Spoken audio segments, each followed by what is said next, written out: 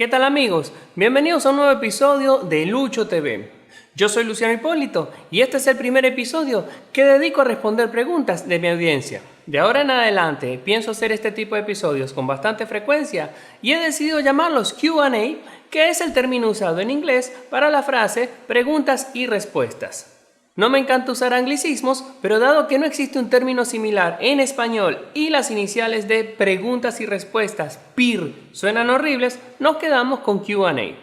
Entonces, y habiendo dicho lo anterior, bienvenidos a nuestro primer episodio de Q&A en Lucho TV. Hoy voy a responder una pregunta sencilla pero interesante, publicada por Daniel Ramos, referente al balance o equilibrios de blancos. Daniel dice: muchas gracias por toda la información que nos has dado, pero ¿en qué posición pongo el ajuste de blancos cuando tengo LEDs? Gracias. Bueno, Daniel, aquí tienes la respuesta corta. En reglas generales, cuando se trabaje con iluminación LED, yo recomiendo hacer balances de blanco personalizados. Y aquí voy con la respuesta larga. Las dos temperaturas de color más usadas en iluminación de fotografía, video y cine son 3200 y 5600 Kelvin.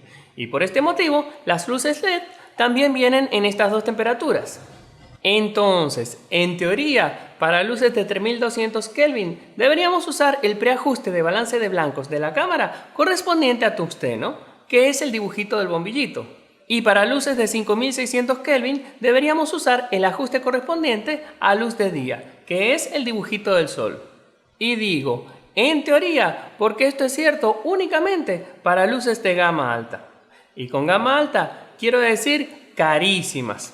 La realidad es que las luces LED que podemos comprar los que no somos famosos, como yo, no son de gran calidad y por este motivo sus especificaciones tampoco son muy confiables.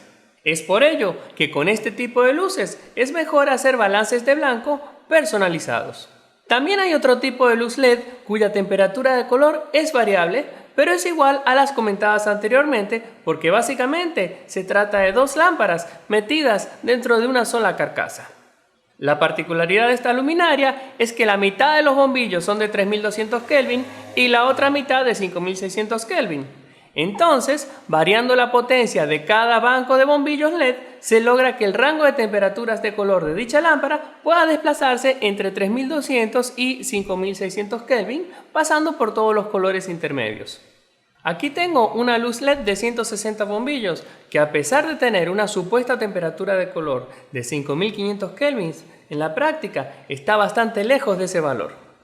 Si la uso con un ajuste en cámara para luz de día, que sería lo correcto para 5500 Kelvin, entonces las fotos o el video quedan amarillentos y un poco verdosos. Bien feo. Peor aún, aquí tengo una segunda lámpara idéntica. Las compré juntas el mismo día y en la misma tienda. ¿Y saben qué? Las dos tienen colores diferentes entre ellas. No es mucho, pero definitivamente son diferentes. No estoy diciendo que no compren luces económicas. Yo mismo tengo 4 de estas y me encantan. Lo que digo es que si piensan trabajar con ellas, las usen con propiedad, siempre sabiendo lo que hacen. Resumiendo, a menos que estemos usando luces LED realmente caras como Arri, Light Panels o Kinoflow, cuyas especificaciones son reales, la recomendación es hacer balances de blanco personalizados. Punto. Bueno amigos, eso es todo por hoy. Espero que hayan aprendido. Reciban un gran abrazo y nos vemos en la próxima. ¡Chao! Apóyame, papi, suscríbete en este canal. Si te gustó, dale me gusta. Recomiéndale este canal a tus amigos. Y chao. ¡Mua!